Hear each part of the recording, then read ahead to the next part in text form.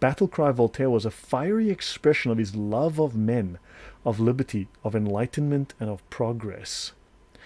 Okay, so that was an expression of his love of men. And the thing in question is superstition, meaning Christianity. So Voltaire was against religion, specifically the Catholic Church. Now, if you read his writings, Voltaire was very, very anti-Jewish too. Right.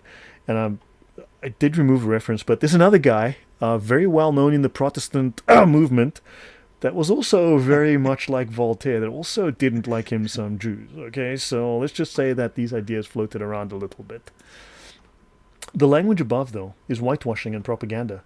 And we're going to see as we go through this how vicious, how violent, and how bloody the implementation of Voltaire's love of man, liberty, and enlightenment progress was. Now, Voltaire, oddly enough, and these guys contradict themselves left and right. They make no sense. You'll find that they're atheist ideas, and these are all atheists, right? Okay, he's a deist. Now, whatever. You'll find that their ideas are all incoherent babble. Now, he was a deist, apparently. Now, a deist is not the same as a theist. Technically, you've got a guy who believes there was a creator, but he went off, had lunch, and fell asleep and hasn't come back. So he's missing in action, right? He's on leave, and we don't know when he's coming back. So he's missing, right? He's gone AWOL. That's the idea of the deist. Now, he saw godlessness, though, as a weakening the sacred bonds of society, writing. So he said that if a society becomes godless, the sacred bonds of society will shatter, society will become unstable. But he did say if God did not exist, it would be necessary to invent him. And we have to ask ourselves, what kind of God is he referring to? Because I don't think he's referring to Yahweh. What kind of God? In other words, do we need to create a fake God that serves our purpose? Your thoughts, that is. Yeah, I not to give it away, but I imagine the audience is probably already guessing the answer here. And of course, when we invent a God, we invent a God in our own image, or we just flat out say that we are our own God. We elevate ourselves to the status of God, and we make our own moral choices based on whatever the heck we feel like. Fair enough. And Truth Hurt says deism is self-refuting, because if God never revealed himself, then how do you as a deist know he's there? And that's a fair point. Okay, so this is what Voltaire... Now, one thing I've noticed is that the common quotes that people get are usually like 4 words. Like the guy said, the sky hurts my feelings. But you're like, okay, that's a nice quote. That's great. But when you actually realize it's actually usually an extract from a much longer piece, which tells you much more. So if you go back to the original... He says here, the French people will not fall for fables. They no longer want to solicit of Rome those vain pardons it sells. The masks have been torn from the charlatans, that's the priests, right? Enough have been damned because of an apple.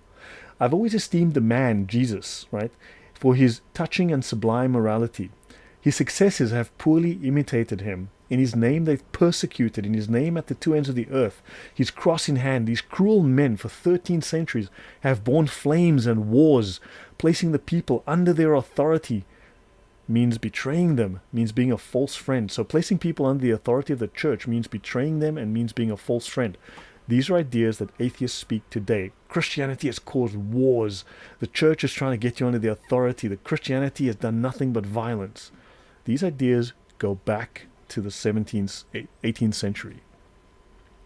They're nothing new. And notice every evil sermon. Well, and instead of flattering superstition, be eloquent and crush the loathsome thing. Now, what's interesting is I got this on Marxists.org. They were the only source where I could find this whole poem translated, this whole speech translated. Well, we all know that Voltaire had nothing to do with communism or socialism or anything, and they're just misappropriating him. Yeah, well, this is on Marxists.org, okay? So, understand, yeah, so he wasn't, okay. Now, superstition, what is superstition, right? Now, it's a belief or practice resulting from ignorance, fear of the unknown, or trust in magic or chance, or a false conception of causation. Like men can be women, or babies are born, sperm comes from between the spine and the feet, or something, between the ears and the big toe, whatever. An irrational attitude of mind towards the supernatural, nature or God resulting from superstition, or a notion maintained despite evidence to the contrary, like socialism works. We're going to get it right this time. A belief that is not based on human reason or scientific knowledge, and we're going to find a lot of that. Oh, we're going to find a lot of that.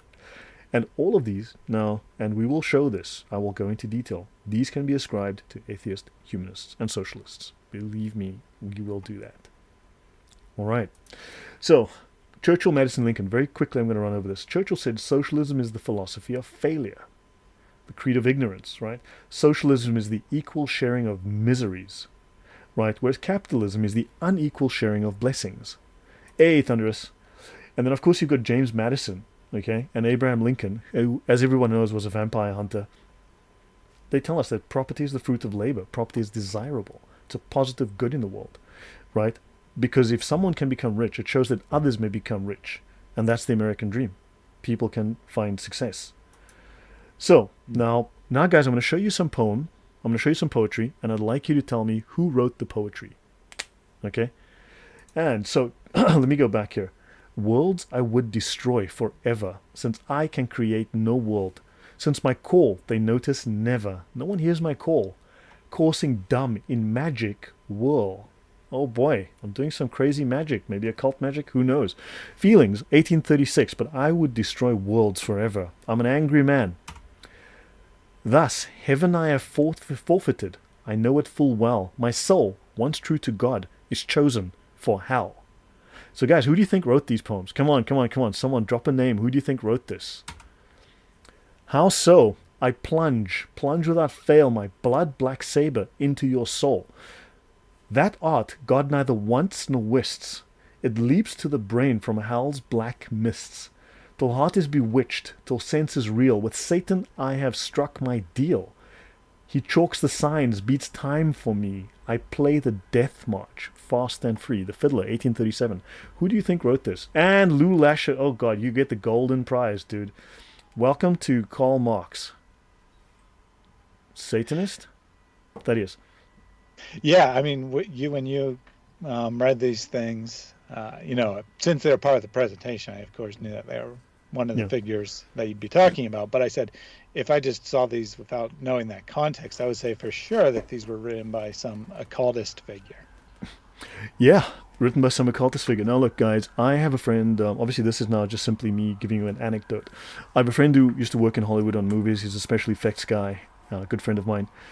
And he told me that many of these atheists in Hollywood are Satanists. And everyone knows that the great Satanist, what was his name, Aaron Ra, came out as a full-blown Satanist recently.